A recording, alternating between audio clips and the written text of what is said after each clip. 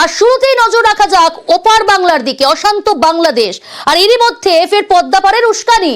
ভারতের সীমান্ত লাগোয়া রাজবাড়িতে বাংলাদেশি সেনার মহড়া, বোমারু বিমান উড়িয়ে ট্যাঙ্ক দিয়ে মহড়ায় সেনা।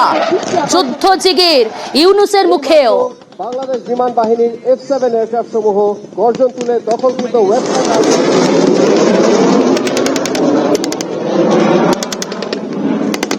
উপস্থিত সুধী।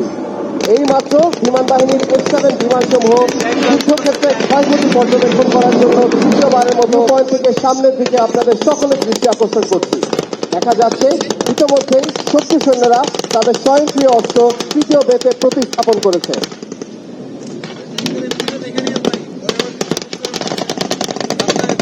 গোলায় শত্রু বাহিনীর একটি ট্যাঙ্ক ধ্বংস করা হয়েছে।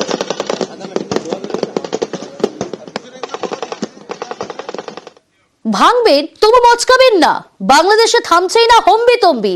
গতকাল সেনার অনুষ্ঠানে ফাঁকা আস্ফালন ইউনূসের মুখে।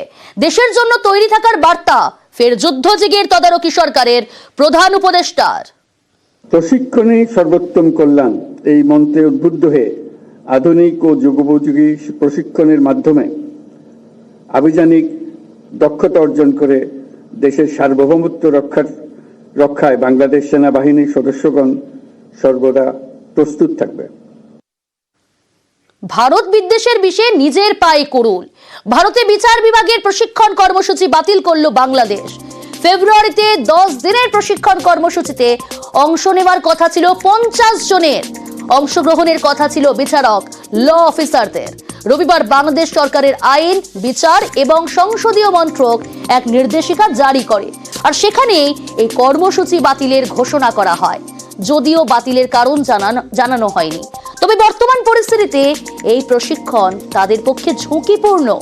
মগজ ধোলাইয়ের আশঙ্কায় সফর বাতিল ইউনূস সরকারের।